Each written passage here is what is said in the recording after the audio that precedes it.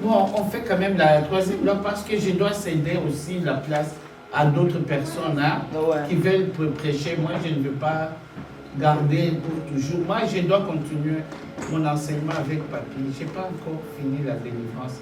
Alors, il y a des perturbations un peu. Hein, je veux aller avec Papy, je veux être avec vous. Ça perturbe un peu le temps. Bon, troisième loi, on nous dit Jésus est le seul chemin de vérité. Aujourd'hui, on nous dit il n'y a que Jésus qui est le seul chemin qui nous mène vers le Père. Il a dit je suis le chemin, la vérité et la vie. Nul ne peut aller au Père sans passer par moi, Jésus. Donc, personne. Avant, on nous disait, oh, la Vierge Marie, elle est la médiatrice, elle va parler à son fils. Quel chemin? Elle va parler à son fils. Son fils va parler au Père. Non.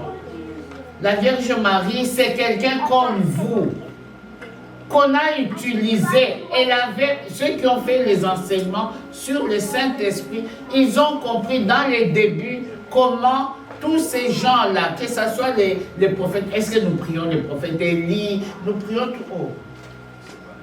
Et quand on avait fait l'enseignement sur le Saint-Esprit, on nous avait montré dans les temps, quand Dieu, c'est une longue histoire, je ne peux pas tout raconter, mais ceux qui ont fait l'enseignement connaissent.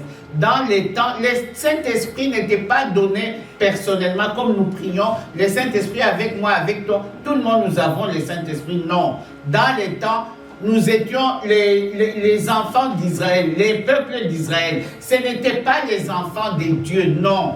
Ils étaient les peuples choisis par Dieu. Un peuple, mais pas les enfants. Les enfants de Dieu sont venus avec l'histoire de Jésus le nouvel. Et Jésus est venu. C'est lui qui nous a fait de nous enfants de Dieu. Avant, il n'y avait pas les enfants de Dieu. Il y avait le peuple de Dieu. Vous devez savoir. L'histoire raconte ça, mais c'est très difficile de voir, de comprendre. Alors, les peuples de Dieu, quand ils étaient là, l'essentiel que nous, on est Israël, nous sommes les Juifs, nous tous. Alors, quand Dieu envoyait le Saint-Esprit venait au milieu de nous, les Juifs. Il descendait, il nous touchait tous. Les bons comme les méchants, pas de problème. Le Saint-Esprit était descendu sur le peuple d'Israël et il utilisait le peuple d'Israël, soit pour combattre, soit pour faire quoi que ce soit.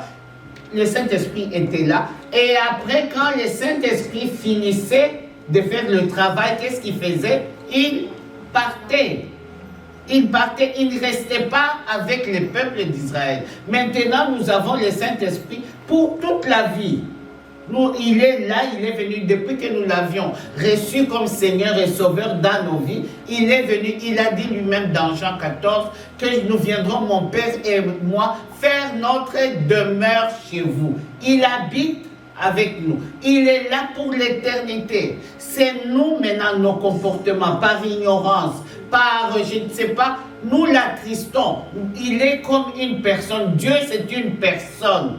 3 personnes en Dieu, il y a le Père, le Fils et le Saint-Esprit. Alors, le Saint-Esprit, c'est une personne en Dieu. Ce n'est pas une chose, ce n'est pas une puissance. Non. Ce qu'on fait chez les catholiques, on vous impose par l'évêque, et on vous impose les mains, on dit, oh, vous recevez la puissance du Saint-Esprit. Est-ce que vous avez déjà reçu? Ceux qui sont passés par la confirmation? Non. Il n'y a jamais qui a déjà reçu. Non. Le Saint-Esprit, c'est une personne en Dieu. Le Père, créateur, le Fils, sauveur. Lui, il vient, c'est lui qui accomplit la puissance de Dieu sur la terre. Il est utilisé pour ça. C'est Dieu toujours. Mais il a une fonction. Dieu a la fonction de créer, le créateur, Dieu le Père. Il avait son temps. Il a fait, il a créé, il a fait tout. Oui. Le Fils est venu sur la terre. Le Fils était toujours avec le Père. C'est une personne. Le Fils est venu, il a accompli ce qu'il devait accomplir. Et son époque, il a sauvé. Qu'est-ce qu'il a fait? Il est reparti. Il a même bien dit que je dois vite partir pour vous envoyer quoi? Le Saint-Esprit. Le Saint-Esprit, c'est lui qui est descendu, qui est sur la terre. Nous sommes avec qui? Nous sommes avec le Saint-Esprit. Qui est le Saint-Esprit? Qui est l'Esprit de Christ du Père. C'est la même personne. C'est tous les trois ensemble. Sa forme, c'est Dieu. On ne faut pas les diviser. Moi, au début, quand j'apprenais à prier, je les divisais. Je disais, oh, j'ai béni, oh, notre prière. Je te loue, Père, je te loue, Seigneur. Oh, j'ai dit, oh, je dois faire la confession. Oh, Seigneur Jésus, je te demande pardon, tout ça. Bon, j'ai fini, je dois demander au Saint-Esprit parce que c'est lui qui donne. Un jour, le Seigneur m'a dit que Rose, le Père, le Fils, le Saint-Esprit, c'est toujours moi. C'est toujours Dieu. C'est moi Dieu. C'est tout. Il n'y a pas quand je n'ai pas fait là aller dire, parler à Jésus, je retourne encore. Oh, l'embrouille m'entre là-dedans. Oh, je dois. Non, c'est toujours Dieu. Mais dans nos prières, lui-même, il sait même nous conduire, le Saint-Esprit. Il est avec nous ici sur la terre. Quand il n'agit pas chez toi parce que tu n'es pas correct avec lui, c'est tout. Tu as un ami, toi tu le fais du n'importe quoi. L'ami là, il te regarde. Tiens. Tu n'as qu'à faire ce que tu veux, mais il est là. Il ne peut pas partir. Le Saint-Esprit ne part jamais. Il est là jusqu'à la fin des temps. C'est nous qui devons l'aménager et comment, sinon on retourne toujours dans la parole de Dieu pour qu'il soit actif dans notre vie. Il doit être actif à partir de ce que nous faisons, nos façons de vivre. Nous devons appliquer la parole de Dieu. C'est ça sa nourriture. Il dit lui-même que l'homme ne vivra pas seulement de pain, mais de toute parole qui sort de la bouche de l'Éternel. C'est dans cette parole que vous nourrissez l'esprit. Vous avez mangé le corps, vous mangez, très bien rassasié. Mais le Saint-Esprit, est-ce que vous le nourrissez? Non, vous ne nourrissez même pas le Saint-Esprit. Comment il va agir? Il est tout chétif, il est tout là, et il ne peut rien faire à cause de vous. Parce que vous ne le nourrissez pas. Il faut nourrir, et se nourrir du plan matériel, la nourriture, et spirituelle aussi. Dans le spirituel, c'est la parole de Dieu. Nous, cette parole, c'est une parole saine. Une vraie parole qui nourrit le Saint-Esprit, qui nous nourrit le Saint-Esprit. Et c'est là qu'il se met en action en nous. Vous allez prier fatigué et vous abandonner. Non, parce que comment vous vous comportez? Les prières, c'est les prières en l'air, et puis c'est fini. Amen, amen. C'est tout. Vous avez prié. Non. Vous devez faire ce que Dieu vous demande de faire. Et c'est là, ce sera en communion avec le Saint-Esprit. Alors, le Saint-Esprit, avant, il était donné. Si nous revenons à la Vierge Marie, le Saint-Esprit était donné. Comme je vous dis, le peuple d'Israël, Dieu nous demandons, oh Dieu, voilà. Non, Dieu fait descendre le Saint-Esprit sur nous. Et vous allez voir le peuple d'Israël qui est fort. Ils font des choses. Quand ils ont fini de faire le travail de Dieu, qu'est-ce que Dieu fait? Il a enlevé son esprit. L'esprit retournait chez Dieu. Et on restait comme sans rien. Des fois, on fait un peu de trop. Il donne à nos ennemis. On avait vu Dieu qui donne la force aux Philistins. Les Philistins viennent nous taper, nous tuer, nous. Ils tuent les Israéliens. Pourquoi? Parce qu'ils se sont entêtés. Dieu a fait le virage. Il a donné à leur ennemi. Et les ennemis sont venus très forts. Ils ont combattu le peuple d'Israël. Et c'était comme ça. Alors, quand nous regardons dans la Bible, il y a tous ces gens-là qu'on cite.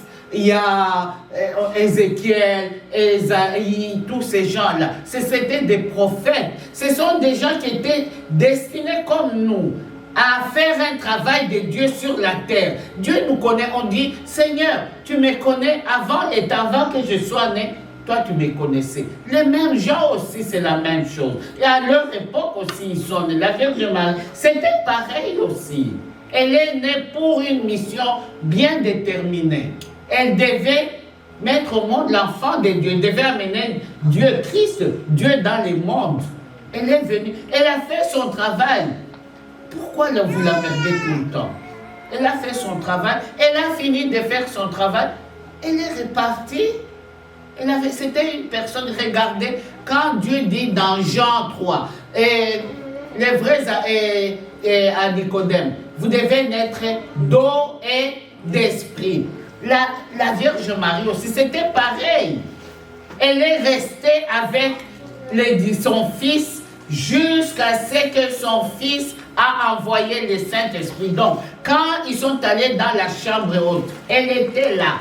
L'histoire là de Calvaire de Jésus mort, elle était là. On lui dit que sa mère était là, c'est sa maman qui était là, même si on ne dit pas son nom correctement.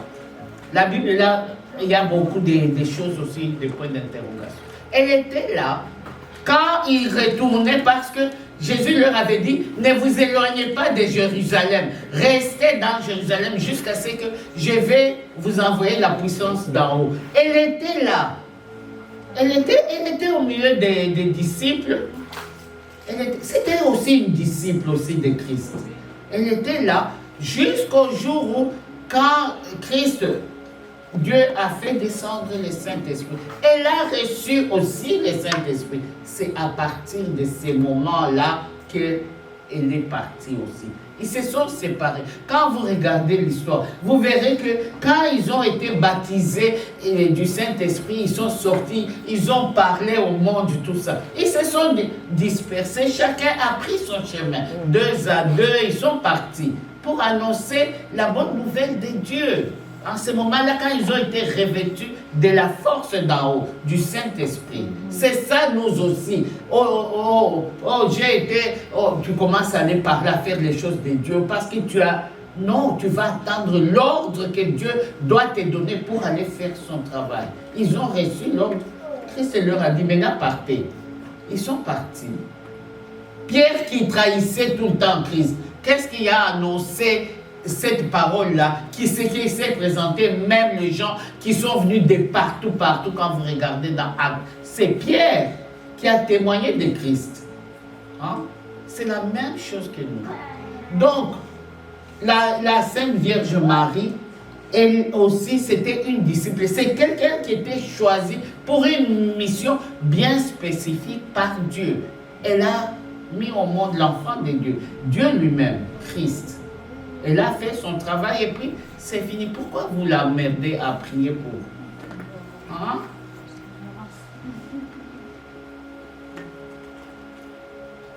Oui, tout le monde en a prié Marie, non? Oui. Très fort. Tous ceux qu'on priait Marie, on ne voyait rien. Mais quand elle apparaissait quelque part, il y avait des catastrophes qui arrivaient. Hein? À Medjugorje, dans Yougoslave, tout ça, les pays là. Marie a commencé à apparaître là-bas. Oh, on a vu. C'est seulement les petits enfants, pas les grandes personnes qui ont vu. Des petits enfants, des garçons, je crois 2 garçons, une fille là. Oh, ils étaient partis à la montagne, ils ont vu Marie. Tout le monde a commencé à suivre. Tout le monde suit. Tout le monde suit. Après, vous avez vu la guerre qui était là-bas. À Yougoslavie, il y avait une guerre très terrible là. Les musulmans, tout ça, ils ont tué beaucoup de gens. Non, c'est un peu, comment lui, il apparaissait, il n'a pas mis la paix là-bas. Non. Satan se déguise en ange de lumière. C'est la maman de Jésus, il a fait son travail. Et si, c'est qui? Ézéchiel vous apparaît maintenant, vous allez l'accepter. Hein? Vraiment, il apparaît, il vient chez toi. Comme Michel m'a dit que, oh maman, il y a un prophète, encore un Indien, Sadhu. Oh, il a dit que, tu vois, Jean qui avait annoncé l'Apocalypse. Oh, Sadhu dit que Jean vient chez lui. J'ai dit, Michel, c'est terminé. Ne regarde plus cet homme-là. Comment? Jean qui a annoncé l'Apocalypse n'est pas mort. Il vient chez Sadhu. J'ai dit, Michel, coupe ça. Coupe ces histoires-là. Lui, Jean, il vient voir Sadhu chez lui. Alors vous comprenez un peu que ce sont des démons. Normalement, même quand vous voyez quelqu'un qui est mort, que vous connaissez, il y a des fois ça vous attire, vraiment c'est très fort. Non, c'est un démon. Il faut refuser. 1 Thessaloniciens 4 dit, quel rapport y a-t-il entre la lumière, entre les morts et les vivants, ou bien la lumière et les ténèbres? Vous refusez, vous dites à Dieu, Seigneur, moi, la personne est déjà morte. Moi, je suis encore vivant. Alors, Seigneur, quel rapport qu'il doit y avoir entre lui et moi? Non, je refuse cela. Vous refusez. C'est un démon. Il vient pour perturber, il va vous perturber, c'est tout. Et puis il vient souvent méchant, il vient vous frapper. Et pourtant, c'était votre père. Bon, Jésus est le seul chemin de vérité. Comme on me dit dans la parole que cette partie est à donner après la prière de repentance sur le péché, 2 Chroniques 7, verset 14 à 15. Et ça va, la repentance, ça va avec 2 Chroniques 7, verset 14 à 15. Si mon peuple sur qui mon nom est invoqué, prie et cherche ma face, et s'humilie, et se détourne de ses péchés, et se répand, je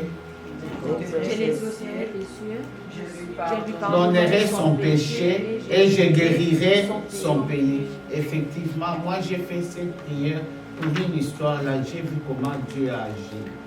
Dieu a agi vraiment en un rien de temps. Dieu a agi très fort. Oui, oui.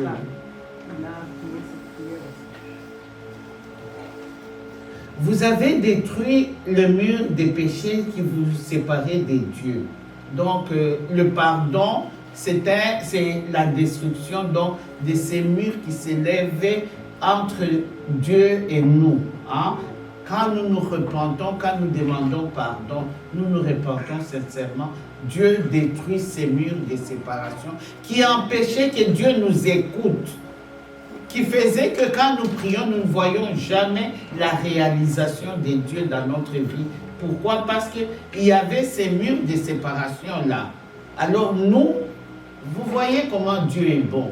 Le fait seulement de reconnaître votre faute, de reconnaître votre péché et de demander pardon. Et qu'est-ce que Dieu fait? Il ne vous demande pas au fait, non, il vous écoute et il détruit le mur de séparation et vous êtes maintenant en rapport, en communication avec Dieu.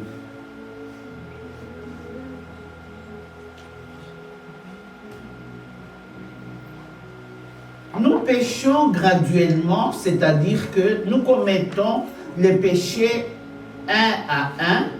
Ainsi donc, nous devons aussi les détruire comme nous les avions commis, un à un, permettant ainsi à Dieu de rétablir la relation qui avait été interrompue entre nous. Quand nous péchons, je crois que je vous ai dit la fois passée, quand nous péchons, nous commettons le péché un à un.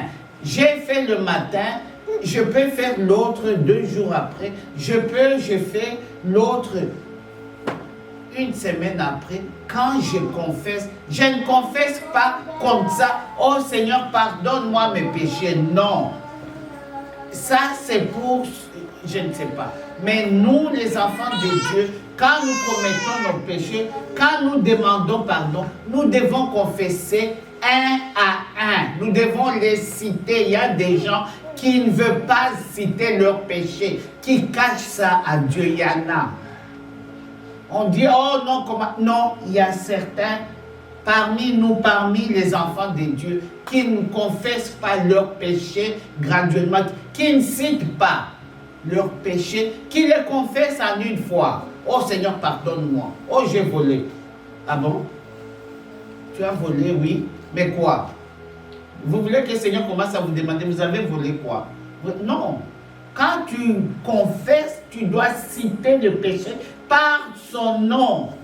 Voler, c'est différent de mentir, c'est différent.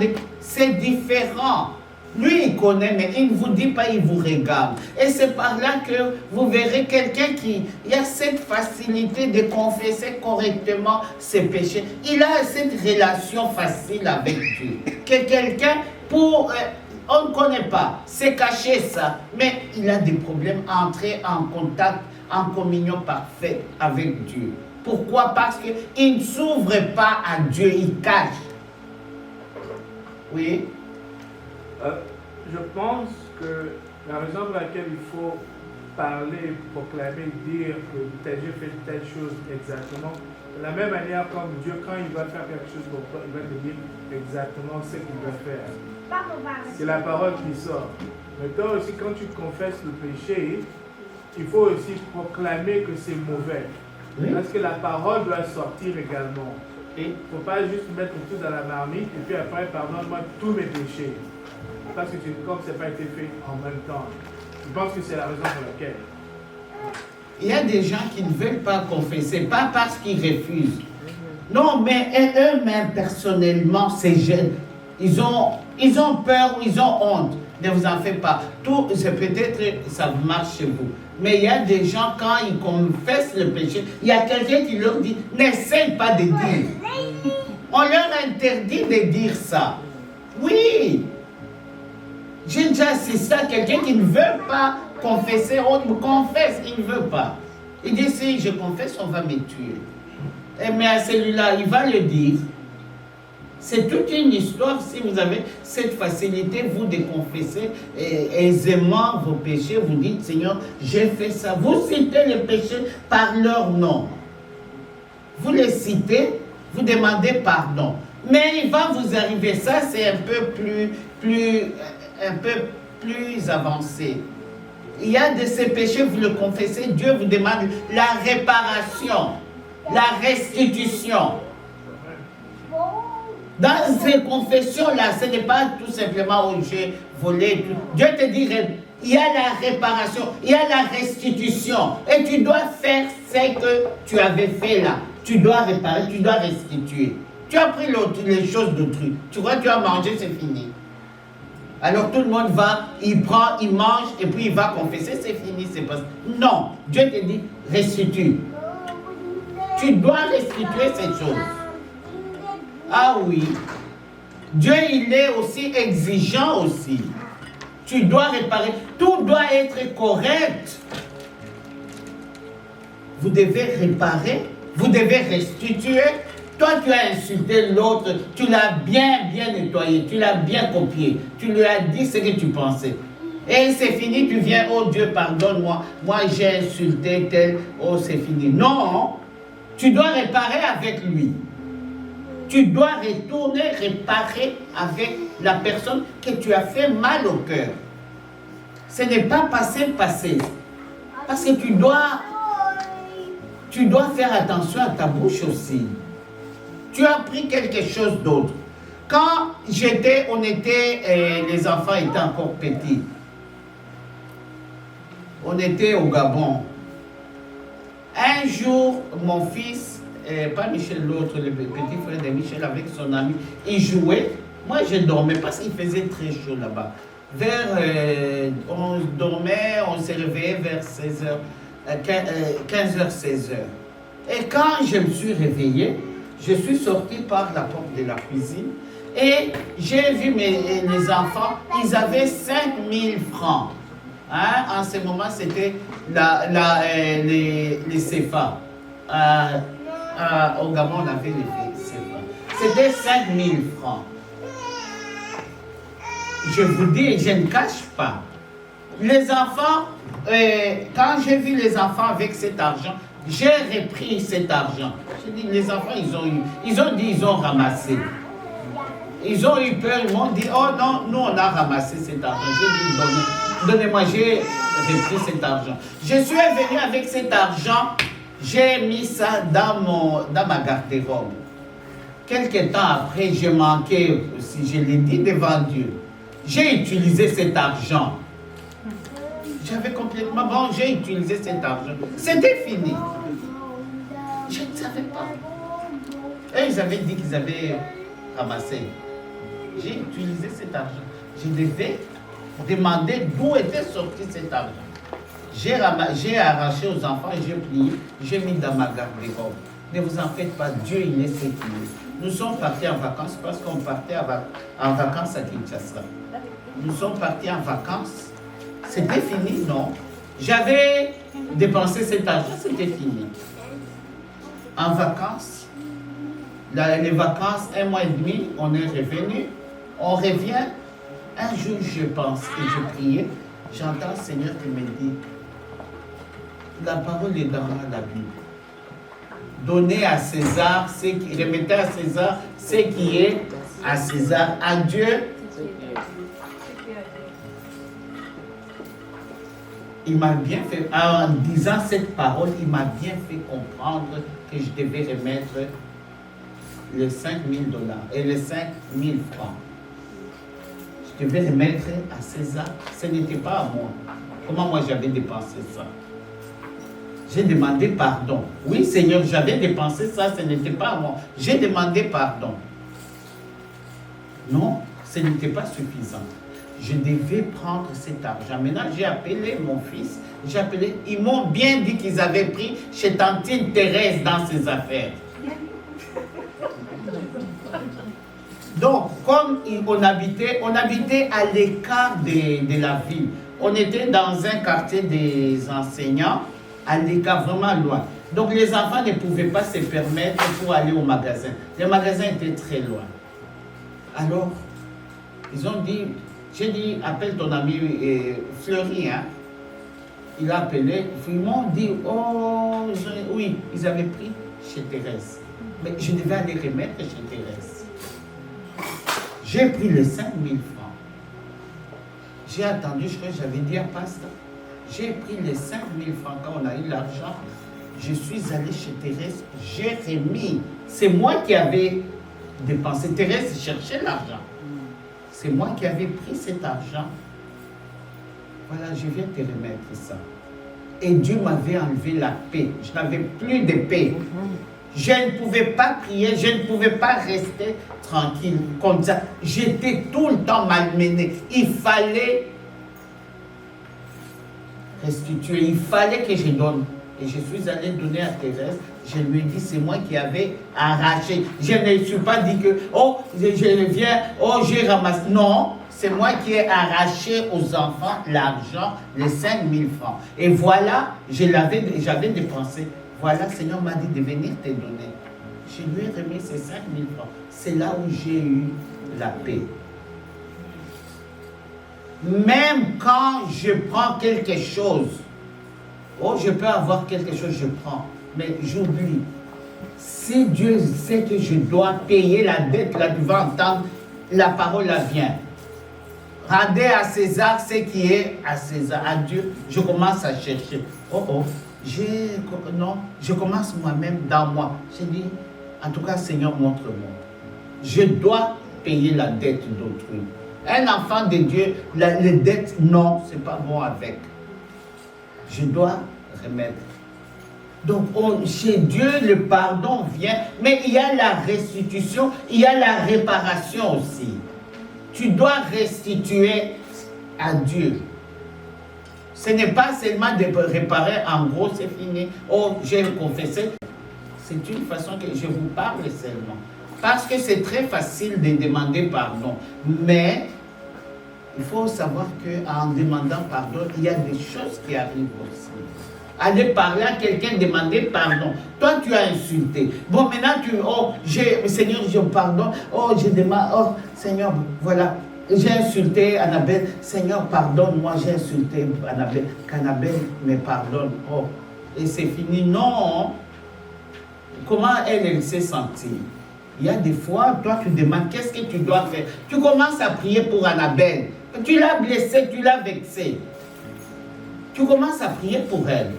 Il y a des fois, tu pries, oui, ça va. La paix commence à revenir aussi chez Annabelle. Il y a des fois, Dieu te demande d'aller réparer. Si le temps parvient, et vient, tu vas chez voir Annabelle. Tu dis, Seigneur, papa, tu pries, tu vas voir Annabelle. Annabelle, nous avons eu un problème, toi et moi.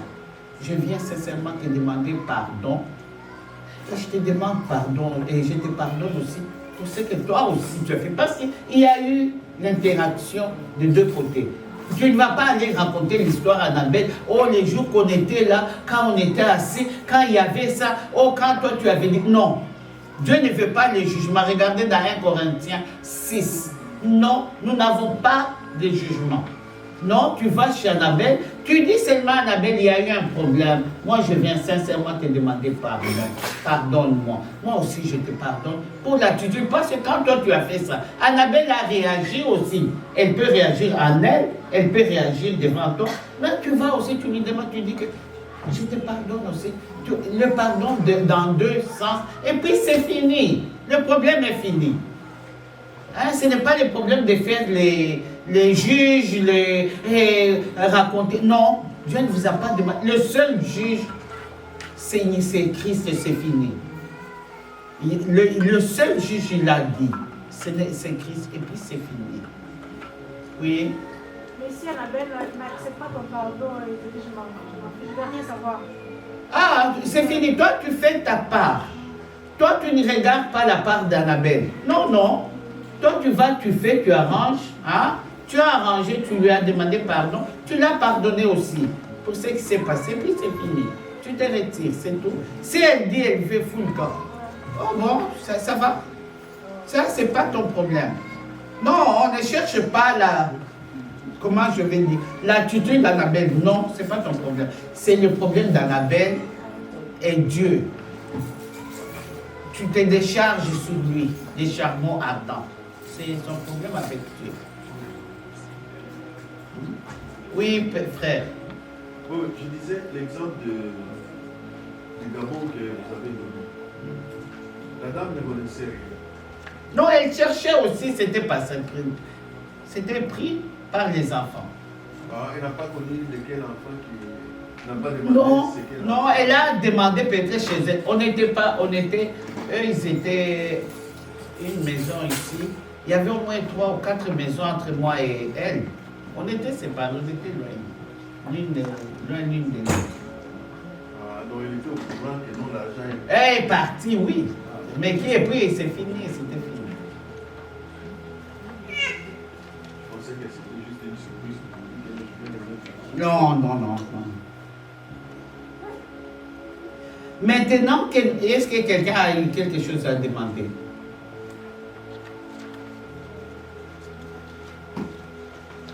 Maintenant que nous sommes régénérés, que nous avons rétabli notre relation avec Dieu, que nous occupons une nouvelle position en Jésus, nous pouvons ainsi lui demander ce que nous voulons, car il nous écoutera. Vous voyez, il faut toujours faire un examen de conscience. Si pour toi, tout est OK, tu demandes à Dieu. Tu avances, tu sais que tu es en relation avec Dieu. Tout ce que tu vas dire à Dieu, tu es sûr que Dieu a entendu. S'il y a un problème, il va te le dire. Si toi, tu as fait ta part, parce qu'il y a des gens qui se... Non, fais ce que toi, tu connais, un point, un trait. C'est tout. Et puis avance. Demande à Dieu ce que tu veux. Toi, tu entres directement. Tu sais que Dieu est maintenant en face de toi, avec toi. Tu lui demandes. Tu présentes ton problème. Tu dis, Seigneur, moi, je veux ça. Je veux une voiture, Seigneur. Et puis, je dis, merci, Seigneur. Pour la voiture, je sais que tu me l'as déjà donnée. Merci, je te dis merci. C'est fini. S'il y a un problème, Dieu va te le dire. Il va te le faire comprendre. Le Saint-Esprit va te faire comprendre. Parce qu'il est ce qui est la justice, le jugement, la justice et le péché, le jugement et la justice. Dans Jean 16, je crois 4 ou 6, il sait lui-même. Le Saint-Esprit va te dire que non, il y a un problème, tu dois arranger le problème. Et si tous les péchés, il va te le dire. s'il ne te le dit pas. Et toi-même, vous savez, le pardon là, c'est la guérison. Quand je pardonne, je suis en train de prier, je demande pardon à Dieu. Ce que moi je connais, je demande pardon à Dieu. Je me laisse purifier par le sang de Jésus. Je reste là. Il y a des choses qui commencent à se faire dans mon corps. J'avais des problèmes, des maux de tête. Tu vois, c'est parti, doucement.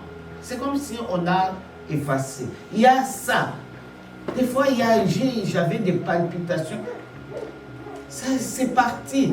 Le pardon seulement. Je n'ai même pas encore demandé la guérison.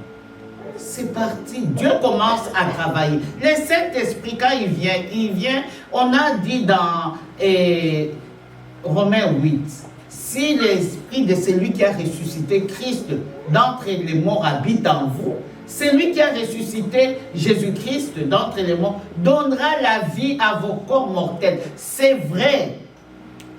Il y a des fois, je peux commencer à prier, je ne me sens pas bien. Tard dans la nuit, là, je me réveille en soupçon. Ça ne va pas dans mon corps.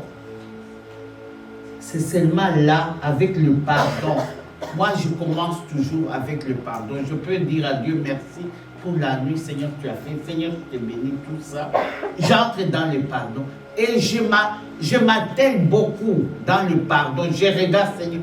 Moi, je demande sincèrement pardon. Je viens avec un cœur qui est prêt à pardonner et à se faire pardonner. Je ouvre mon cœur. C'est le cœur. Les choses là ne se passent pas dans la bouche. Ça se passe dans le cœur.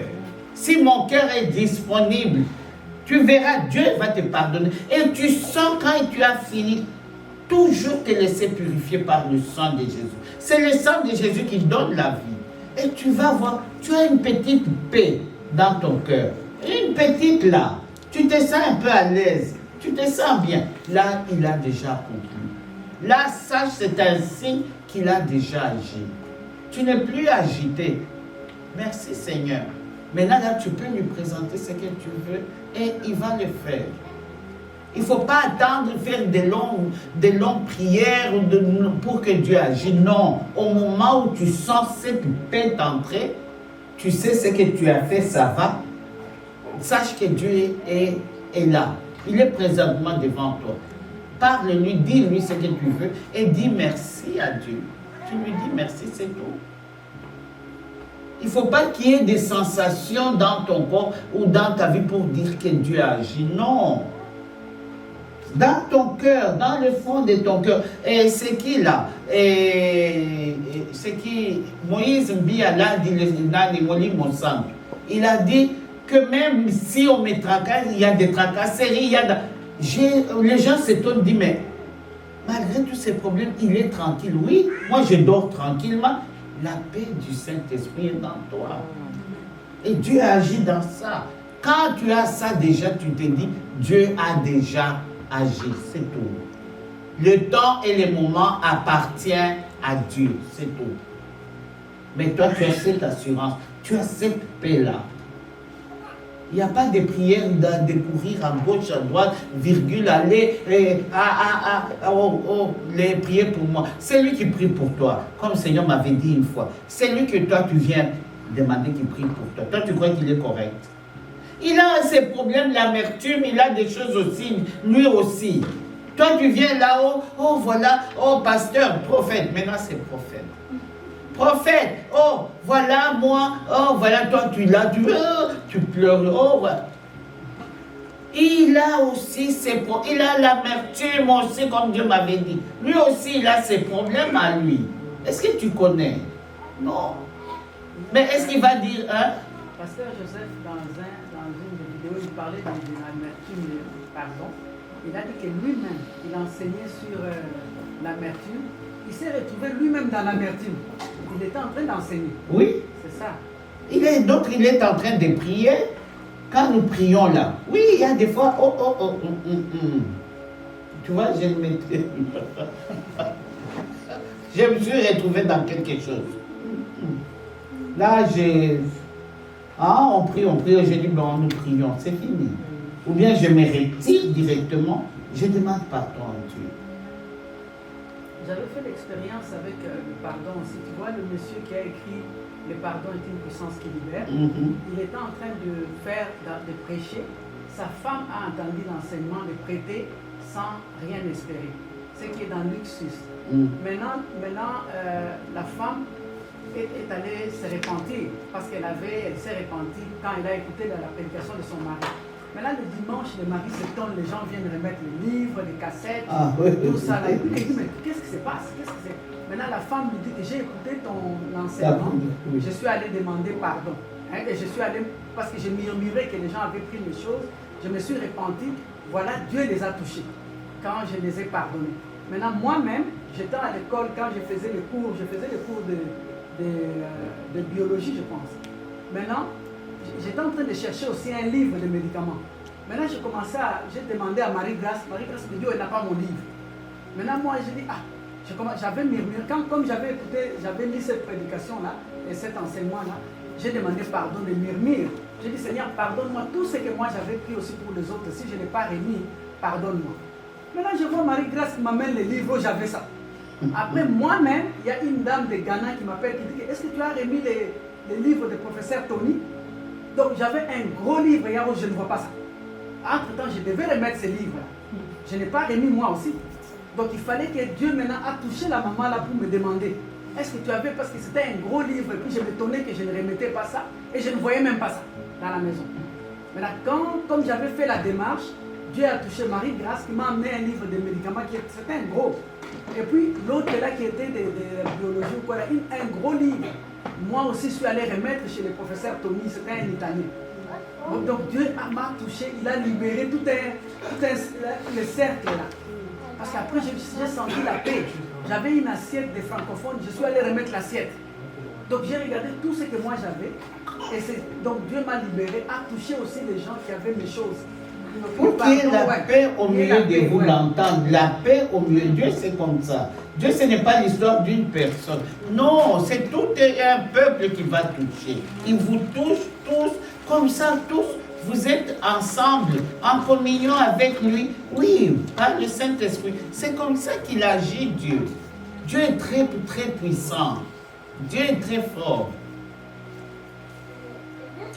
Dieu vient de nous prouver son amour en ce que lorsque nous étions pécheurs, il nous avait donné son propre Fils, le juste, comme victime expiatoire pour nos péchés. Ainsi, nous devons, pour être sauvés ou revenir à Dieu, passer par Jésus, qui est le pont entre nous et Dieu. Donc, Dieu nous a donné son Fils. Il n'y a que son Fils. C'est le seul pont que nous devons passer sur ce pont pour aller à Christ. Il n'y a pas de virgule. Ce n'est que Jésus. C'est tout. Il n'y a pas les prières. Il y a des fois, on cherche les prières des saints. Oh, les pasteurs, même les pasteurs, il y a des fois quand vous allez chez les pasteurs, lui, Dieu, si Dieu n'a pas dit au pasteur de prier pour vous, même s'il prie, c'est zéro. Les délivrances, je peux dire les guérisons, les choses que nous demandons à Dieu. Les pasteurs n'inventent pas ça de lui-même parce qu'il a l'onction. Non, Dieu les guide. Dieu les guide, lui. Quand je prie pour vous, Dieu me dit ce que je dois faire. Je dois écouter le Saint-Esprit. Je dois ouvrir mon écoute, comme on a vu dans les enseignements au début. Je dois avoir l'écoute de Dieu. Et Dieu, le Saint-Esprit, va me dire, lève-toi, va chez Hortense. Mets le main sur la tête de Hortense ou sur la poitrine d'Hortense. Je ne vais pas aller chez Hortense comme ça. J'arrive, je mets les mains à Hortense. Non. On n'impose pas le main qu'on n'importe comment. Je dois avoir l'ordre du Saint-Esprit. Si tu me vois, je te touche, c'est parce que le Saint-Esprit me dit de toucher, je touche. Il y a des fois, on fait une délivrance, comme ça, je suis debout. Une fois, on était avec un frère chez moi, on était en louange. Le Seigneur me dit, maintenant, mets-toi debout, tu vas faire sa prière de délivrance. Je me suis levé parce qu'il m'a dit, assise, tu ne peux pas faire la délivrance, mets-toi debout. Je me suis levé, je me suis tenu debout. Le frère était là. on est passé par la délivrance. C'est que Dieu l'a libéré. J'ai vu ce que j'ai vu. Après, je suis allé dans la cuisine. C'était quand on était à Mississauga. Je suis allé dans la cuisine parce que je devais faire à manger aussi aux frères. Dans la cuisine, le Seigneur me dit, dis aux frères que lundi, on viendra pour acheter sa maison. Le frère voulait vendre la maison. Il n'y avait personne pour acheter. Quand les gens viennent chercher les maisons à 1000 tonnes là, on va chez les autres, pas chez nous. Le Seigneur me dit, dis-lui lundi, on viendra prendre sa maison. Je suis sorti, j'ai dit aux frères, lundi, le Seigneur me dit, on viendra prendre sa maison. Tout ce que j'ai dit, j'ai vu une grosse femme qui était assise devant sa maison. Il y a la lumière des lampadaires, l'avait éclairée, j'ai vu la femme, c'est tout. J'ai dit, lundi on viendra. Lundi on est venu prendre la maison de la soeur et du frère. On a acheté sa maison. Ce n'était pas une délivrance pour aller toucher le frère. Non, j'étais debout. Moi, ce que je devais faire, obéir pour me mettre debout, comme Dieu m'avait dit. J'étais assise. Je me suis levée et j'ai commencé à prier. Le Saint-Esprit qui fait le travail de tout. Est-ce que c'est nous? Non. Pourquoi moi? Non. S'il me dit, lui marche comme d'autres, il marche, il sort, il fait des... Je vais faire, mais il ne me dit rien. C'est pourquoi nous faisons les enseignements.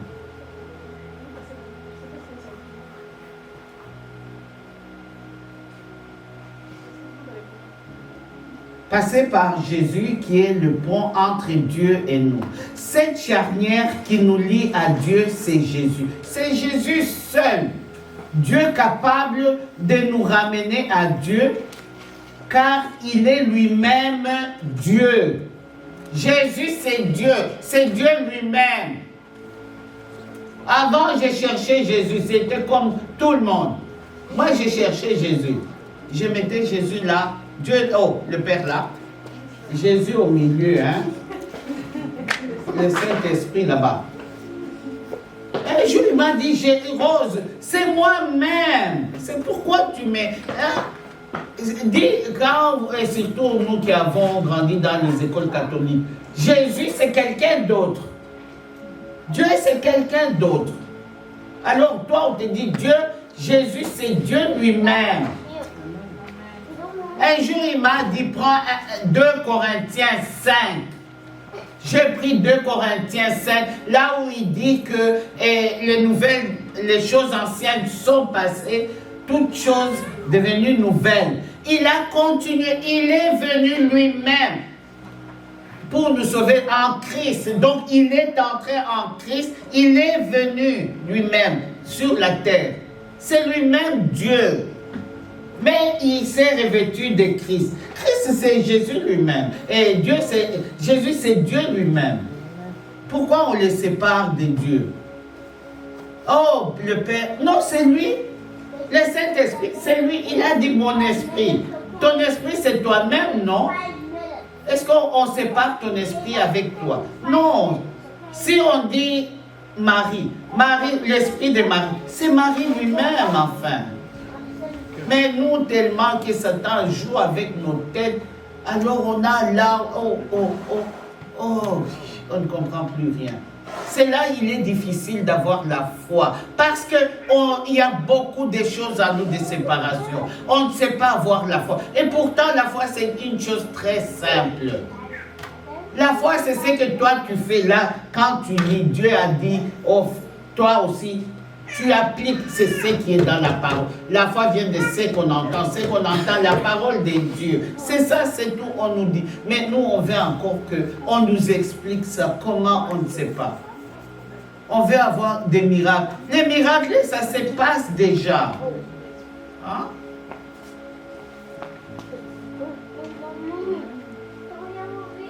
Il est lui-même Dieu et connaît le chemin du retour vers notre origine. Donc, il est Dieu. Il n'y a que lui seul qui connaît les chemins que nous devons prendre pour retourner à nos origines. Nos origines, c'est où? C'est avant le péché d'Adam et Ève, quand on était en communion, en contact avec Dieu. C'est le péché qui nous a mis, qui a mis une séparation entre Dieu et nous. Et quand Jésus est venu, Jésus c'est pour nous ramener au premier stade, là où nous étions avec Dieu. C'est que nous avions connu comme Dieu. Avant le péché, Adam et Ève étaient dans les jardins. Et qu'est-ce que Dieu faisait? Chaque soir, il descendait pour parler avec Adam et Ève. Ils étaient en communion. Mais comment Dieu ne vous parle pas? C'est comment? Hein? Pourquoi Dieu ne vous parle pas? Il y a eu un problème alors. Donc il y a un mur de séparation qui empêche que Dieu puisse vous parler. Dieu n'a pas refusé. Dieu n'a pas dit qu'il va parler seulement à tel et non à tel. Non. À nous tous, nous sommes les enfants de Dieu. Pourquoi Dieu n'agit pas dans vos vies? Il faut vous poser certaines questions, vous restez là. Pourquoi il n'agit pas? Lui, il est venu mourir pour nous tous. Est-ce qu'il a choisi quelqu'un? Non. Moi, un jour, on m'a dit, oh, on vous a choisi, on vous a mis ici pour prier pour nous. J'ai dit, ah bon? Comme une machine, moi je prie pour vous, et vous faites quoi? C'est bête ça. Non. Il était, comme les catholiques disent, qu'il était au purgatoire. C'est ça que les catholiques disent. En purgatoire, ou je ne sais pas moi. Ils disent que c'était une petite, antichambre, une petite chambrette là où Non. Ils attendaient Christ, et Abraham l'a dit aussi. Qu'ils attendaient, il était content, comme on avait dit, Christ va venir. Et on dit même que, regardez-moi, il n'a même pas 50 ans, il parle d'Abraham. Les Juifs ont réagi, qu'il est venu avant et après, oui. Quand Jésus est mort, les tombeaux, les gens se sont ressuscités, on les a vus. Oui. Ce n'était pas les Abraham qui étaient sortis dans les parce qu'on disait que les gens étaient ressuscités. Non, c'est les morts, lesquels morts, on ne connaît pas. Ils sont ressuscités, ils se sont fait voir en ville. Les gens les ont vus et puis ils sont retournés. Tu crois qu'ils sont allés dans leur maison? Non, Abraham, Isaac, tous ces gens-là les gens de Dieu, hein, ils n'avaient pas encore leur demeure au ciel. Christ le dit dans Jean 14. Alors ils étaient gardés quelque part, et quand Christ est venu, tu vois, quand il a fini, il est descendu aux enfers. C'était pour lui qui est le chemin. Il les a pris maintenant pour les amener vers le ciel. Ils sont au ciel maintenant. Hein? Oui. Par rapport à l'endroit où ils étaient, quand tu regardes dans la Bible, premièrement, l'histoire de Lazare et le riche. Lazare et le riche. Oui, le pauvre Lazare et le riche. Lazare était un endroit, oui. Le riche était, soi-disant, en enfer. Oui. Et aussi, maintenant, quand tu regardes Christ, sa conversation avec le voleur à la croix, il a dit, toi et moi, ce soir même, nous serons au paradis.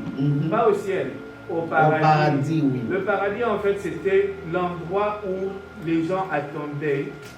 Et c'est pourquoi, quand il est Christ a ressuscité, ils ont tous ressuscité. C'est pourquoi la Bible plus tard dit, l'enfer a étendu ses portes. Donc, tout le monde est parti de là, du paradis, et maintenant l'enfer s'est étendu, et tout le monde maintenant, quand Christ est allé au ciel, tout le monde a pu maintenant aller au ciel. La Bible explique ça dans différents passages. Il faut mettre ça ensemble pour comprendre exactement ce que... Mais c'est que nous devons savoir que ces gens-là, avant Christ arrive, ces gens-là étaient gardés quelque part. Là où était Dieu, personne ne connaissait. Du moins Dieu le Père. Là où ils habitaient, personne ne connaissait. Là où Dieu, personne n'y allait, personne ne connaissait. Ce n'est que Christ, quand Christ est venu, il a fait ce qu'il a fait, il devait vaincre. Pourquoi on l'appelle Jésus-Christ? Christ, c'est loin de Dieu. C'est Dieu qui lui a donné l'onction là. Il est devenu roi, loin de Dieu. Quand il a fini d'agir, quand il a obéi et il est mort, il a fait ce qu'il a fait, Dieu l'a oint. Avant, quand tu lis dans la Bible, il y a beaucoup de choses que vous devez connaître. Et quand tu lis dans la Bible, on ne dit pas, tu vas dans le Nouveau Testament. On parle uniquement de Jésus, un point, c'est tout. Il est devenu, maintenant quand tu vas dans les actes des apôtres, tout ça, après sa résurrection, il devient Jésus-Christ. Jésus, loin de Dieu. Il a été oint par Dieu. Quand il a fait ce qu'il a fait, il a vaincu la mort, il est mort, tout ça, Dieu lui a donné l'onction divine. Et cette onction, avant qu'il meure, il était que Jésus son nom. Comme toi, Jean, comme toi, Marie-Jeanne, c'était tout. Maintenant, quand il a fait son travail, il a vaincu. Il avait peur aussi. Il pouvait refuser. On voit bien dans le jardin d'Olivier, il a dit que non. Il avait refusé, il avait peur de la mort. Même quand il est arrivé avec les apôtres, vers la fin, il a vu Jérusalem. Il a pleuré, il a eu peur. Il avait la tristesse comme un homme. Il avait peur parce que Dieu lui avait donné la vision. Il a vu, c'était trop dur pour lui. Mais toutefois, il disait que ta volonté soit faite. Même quand il priait là dans le jardin, il a dit, Père, que ta volonté soit faite. Et c'est là, il a vaincu. On dit, Jésus a vaincu Satan. Et ce n'était pas une petite affaire. Et Dieu l'a oint maintenant. Il est devenu le roi des rois. Et il a arraché les clés à celui qu'on ne veut même pas citer. Il lui a arraché les clés. Lui, il est devenu, si vous voyez, vous comprenez. Lui, là, il est devenu comme un petit enfant. Il est tenteur, il vient là, à gauche, à droite, pour tenter. C'est lui qui l'accepte et le suit bêtement. C'est lui qui a maintenant le pouvoir et l'autorité, qui a ses clés. C'est Christ, c'est tout. C'est pourquoi on dit au nom de Jésus, tout genou et toute langue. Ah, voilà. Bon, je vais... Oh, attendez, je vais presque finir. En effet, seul Jésus est capable de nous montrer le chemin. Il n'y a que Jésus qui est le seul capable de nous montrer le chemin. Il le déclare dans Jean 14. Maintenant, Jean 14, vous allez lire Jean 14, 1 à 14. Voilà la réponse à tout ce que nous sommes en train de dire. Jean 14, verset 1 à 14. Il dit, il est le chemin. Voilà, il dit que je vais faire demain. Est-ce qu'il a dit à quelqu'un qu'il est, même les anges? Non, lui-même Dieu. Hein, il se présente, il dit ce qu'il fait, il dit ce qu'il va faire et ce qu'il fera de nous. Voilà, il a tout dit dans Jean 14. Même quand Philippe lui dit, quand est-ce que montre-nous le Père? Oh, il dit, mais depuis que je suis avec vous, Philippe, toi, vous ne m'avez jamais vu, tu n'as jamais vu le Père. Le Père, c'est moi, le Père est en moi. Maintenant, quand tu vas dans 2 Corinthiens 5, tu lis ce que Dieu a fait pour venir sauver les gens. Tu verras que Dieu est en Christ. Dieu est venu dans ce monde sous forme de Christ. C'est Christ, c'est Dieu lui-même. Donc, Dieu est revenu dans ce monde maintenant, dans son Fils Jésus, pour sauver l'humanité.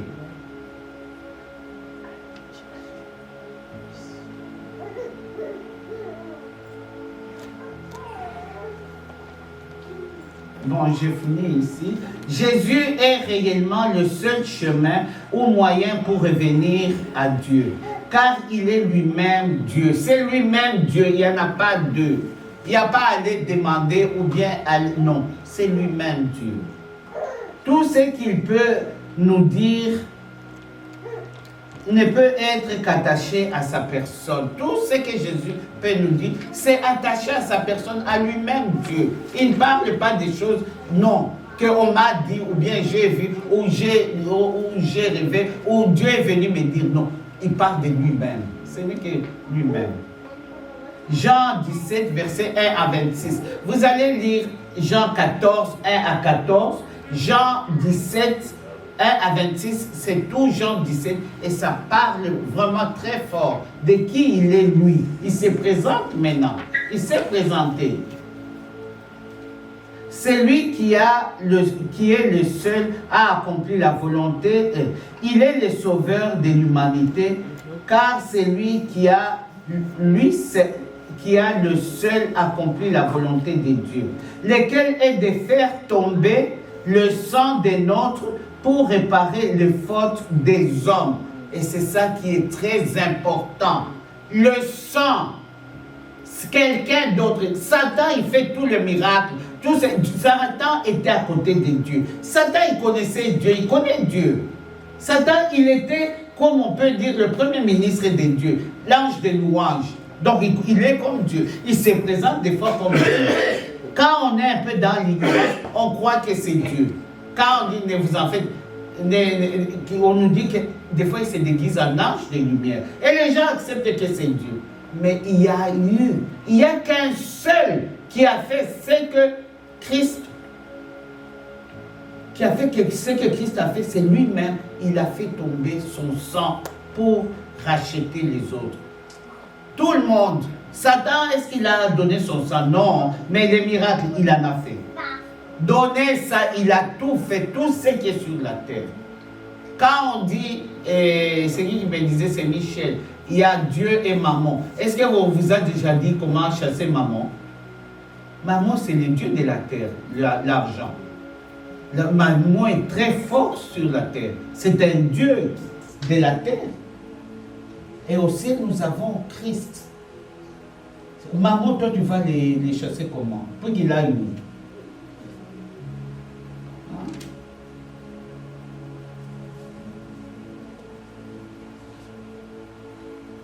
Lequel est de faire tomber le sang d'un autre pour réparer les fautes des autres.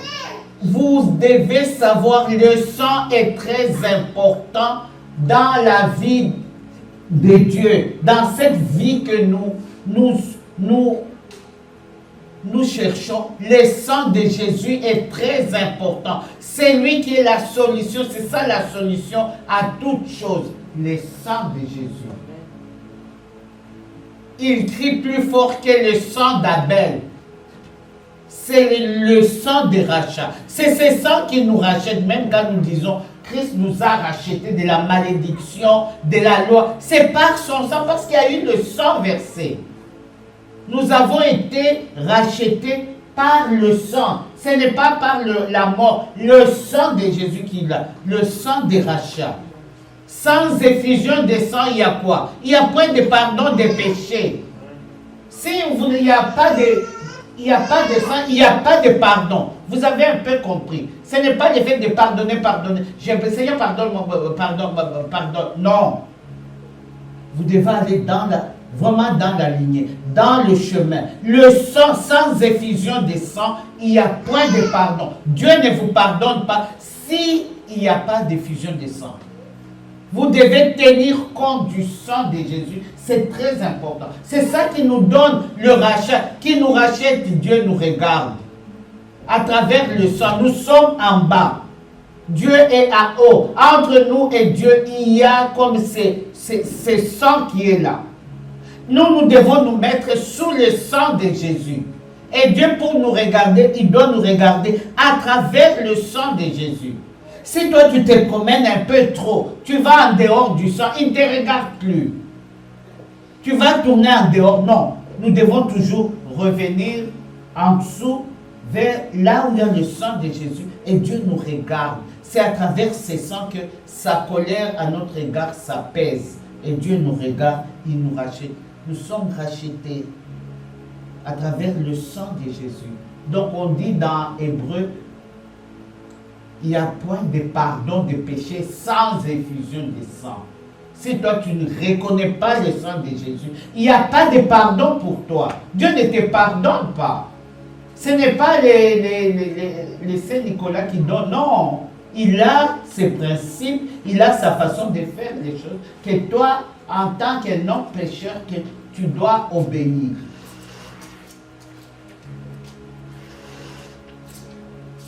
Dieu avait... Dieu avait instauré cette pratique avec les enfants d'Israël dans le désert quand il les avait sortis de l'Égypte, de l'esclavage. Dieu avait sous sa main son peuple qu'il voulait à tout prix changer, éduquer, transformer selon sa façon de voir, de penser, de parler, etc. Malgré les efforts de Dieu, il n'a pas tardé à comprendre qu'il était pratiquement impossible à ces peuples de suivre Dieu. Ça, c'est une histoire que Dieu nous raconte, la façon dont le peuple, nous savons comment le peuple d'Israël s'est accompli jusqu'au point où Dieu a envoyé Christ. Parce que ces peuples n'écoutaient pas tout ce que Dieu avait fait pour sauver son peuple, pour éduquer, pour leur apprendre, c'était impossible. Alors nous allons voir comment Dieu a pu faire pour le rachat. Pour Dieu, c'est le rachat que nous devons être rachetés, revenir à lui. Le rachat nous permet de revenir à Dieu. Alors comment Dieu a pu faire? C'est ce qu'il voulait faire. Et c'est que ces peuples lui désobéissaient tout le temps, commettant ainsi des péchés. Comme Dieu a horreur des péchés, il punissait sévèrement tout ce monde. Nous nous souviendrons du veau d'or avec Aaron. Dieu a tout simplement ouvert la terre et englouti tous ceux qui avaient désobéi. Vous voyez un peu, Dieu là, nous sommes sur, Dieu est sur la grâce, donc sur le fauteuil de la grâce. Nous sommes sous la grâce avec Jésus-Christ. Mais les gens qui ont vécu avant nous, ils étaient sous le fauteuil de quoi? Du jugement. Dieu jugeait pour un oui, pour un non. Dieu jugeait. Et ça, ce fauteuil va revenir. On dit que ça reviendra. Avec Christ, nous devons profiter avec Christ. Dieu, nous sommes sur le fauteuil, Dieu sur le fauteuil de la grâce. Dieu nous regarde toujours à travers la mort de son Fils, à travers la souffrance de son Fils, et Dieu nous pardonne. Nous pouvons aller à gauche, à droite, nous revenons. Oh, pardonne. Oh, Dieu pardonne. Mais il y aura un temps. Vous voyez, les peuples d'Israël, quand Dieu les a fait sortir de l'Égypte, quand Dieu a dit à Moïse de monter à la montagne, eux ils sont restés avec Aaron, le frère de Moïse. Ils ont dit, oh, nous avons l'habitude d'adorer. Fais-nous un veau d'or. Alors lui aussi, je ne sais pas comment il était. Il a pu accepter ce que le peuple disait. Ils ont fait le veau d'or. Et les veaux d'or, ils ont commencé à adorer. C'est là où Moïse est descendu. Dieu, vous savez ce que Dieu a fait. Quand Dieu a demandé seulement, Dieu savait. Quand Moïse descendait, il a dit, ton peuple est déjà corrompu là-bas. Moïse descendait, Moïse aussi avait la colère, hein, là-dessus. Moïse a pris les 10 commandements, là, il les a jetés. Ça s'est cassé, ça s'est brisé. Alors, qu'est-ce que Dieu a fait avec les gens qui avaient fait, même si tu avais mis ta boucle d'oreille, même un petit morceau de chaînette, tous ces gens-là, qu'est-ce que Dieu a fait? Il a ouvert seulement la terre et il les a engloutis. C'était fini, hein? Pour un oui, pour un non, Dieu punissait. On voit Dathan aussi, bon, je m'arrête ici, il y a Dathan aussi dans la parole. Dathan, ils sont allés à la guerre. Dieu leur avait dit, ne touchez à rien des ennemis, ne prenez rien. Oh, lui, il avait un beau manteau là, dedans. Il a volé, il a caché, il est venu croyant qu'il était malin. C'est ça, Dieu nous montre comment nous agissons. Il est venu, il a caché en dessous de la terre. En dessous, personne ne verra. Et puis il est assis même dessus. C'est là où Pétri dormait pour qu'on ne voit pas. Dieu a dit, les peuples maintenant allaient se battre, ça ne marchait pas. Il y avait toujours de la défaite. Les peuples ont dit quand même, on se donne tout ça, la défaite. Après, Dieu a dit, ils ont pleuré. Moïse a dit, Dieu, alors enlève-moi de la terre, hein, au lieu de que ce peuple soit ce qu'il est. Dieu a dit, bon, il a demandé, faites mettre tout le monde, maintenant par tribu, par ça, jusqu'à ce qu'ils sont arrivés à Dathan. À quand Dathan aussi, on l'avait dit. Akan, arrivé à Akan, alors on dit, Akan, raconte ce que tu as fait. Oh, quand j'ai vu le beau manteau là, alors moi je croyais, j'ai pris, j'ai caché. On a dit pas faire sortir, il a fait sortir. Vous savez ce que Dieu a fait? Il a englouti. La terre s'est ouverte. Et la terre, donc il n'y avait pas l'histoire de dire on fait les tombeaux pour ces gens. Les tombeaux se faisaient seuls. Il a ouvert et même la poule d'Akan a été engloutie. Même l'assiette, tout ce qui appartenait à Akan, tout a été englouti et puis la terre s'est fermée comme si rien n'était.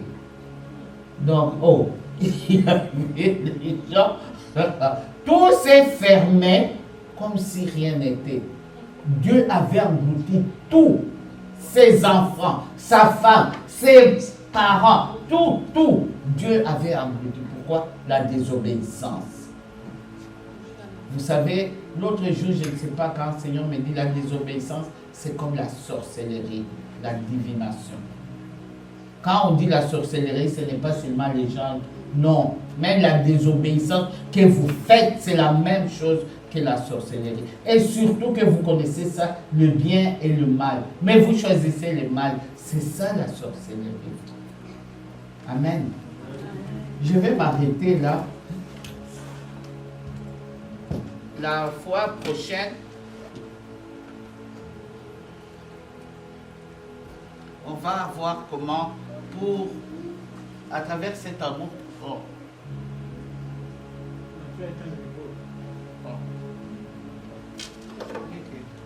à travers cet amour, comment Dieu a pu mettre le pardon, pour l'amour, sur l'amour à l'égard des hommes, parce qu'il allait tout finir, Dieu a pu instaurer le système de pardon.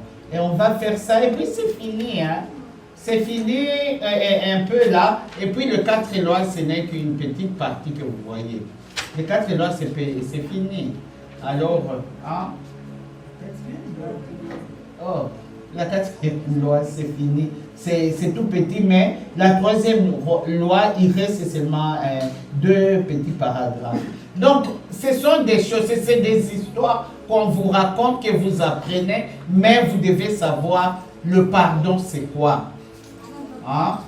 Pourquoi Dieu a instauré ce système de pardon, c'est très important. Si vous avez des questions, et surtout comme malheureusement on n'a pas eu l'enseignement, je crois, de la repentance, pas c'est venu avec ça après. Si vous avez des questions, vous lisez, vous comprenez quand même. Posez-moi des questions. On discute. Quand on discute, on apprend plus. Parce qu'au moment où vous avez dû vous donner des questions, on discute, le Saint-Esprit est au milieu de nous. Il ajoute encore des choses que vous devez connaître. Ce n'est pas que quand on enseigne, c'est seulement ce qui est là. Non, le Saint-Esprit m'inspire des fois d'autres choses que je dois vous dire. C'est pourquoi c'est très important, vraiment le partage. Seigneur, nous voulons te dire merci, toi la lumière du monde. Tu es venu, Christ, afin que quiconque croit en toi ne périsse point, mais qu'il ait la vie éternelle. Car nous savons, Christ, que la vie éternelle vient de toi. Nous te bénissons en ce moment pour cet enseignement, Dieu. Nous te louons, Dieu, des bénédictions, Seigneur, pour ce que toi, tu vas accomplir. Tu as accompli une fois de plus dans la vie de tes enfants. Tu es le Dieu qui enseigne. Tu es le Dieu, Seigneur, qui prend soin de ses enfants, de tes enfants. Seigneur, si tu as permis cet enfant, Seigneur, c'est par grâce, Seigneur. C'est pour que tes enfants puissent connaître qui tu es. Christ, comme on dit, Christ en nous, c'est l'espérance de la gloire. Merci, Seigneur, pour cette espérance qu'aujourd'hui tu mets dans le cœur de tout un chacun. Merci pour l'ivraie que tu fais descendre au milieu de tes enfants. Parce que toi, tu es le Dieu qui agit. Tu dis, mon Père agit, moi aussi j'agis. Merci pour ta bénédiction. Merci, Seigneur, qu'à travers cet enseignement, Seigneur, tu réformes l'homme que nous sommes et tu nous donnes une nouvelle vie. Car tu nous dis que toutes choses anciennes sont passées et toutes choses sont devenues nouvelles. Merci, Seigneur, pour cette nouveauté de vie que tu donnes à tes enfants. Parce que tu restaures la vie de tes enfants que nous sommes. Il n'y a pas de hasard chez toi. Que tu sois béni, Dieu, que tu leur enseignes davantage, que tu leur accordes aussi, Seigneur, la paix, Seigneur, et surtout la souplesse de ton Esprit Saint, Seigneur, qui les guide, qui les visite, Seigneur, qui leur accorde ce qui est de toi, qui n'est suivi d'aucun chagrin. Que tu sois béni, Papa, toi qui as commencé avec nous, que tu puisses terminer avec nous. Et c'est là, dans le nom de Jésus, que je t'ai ainsi prié. Amen. Amen. Amen.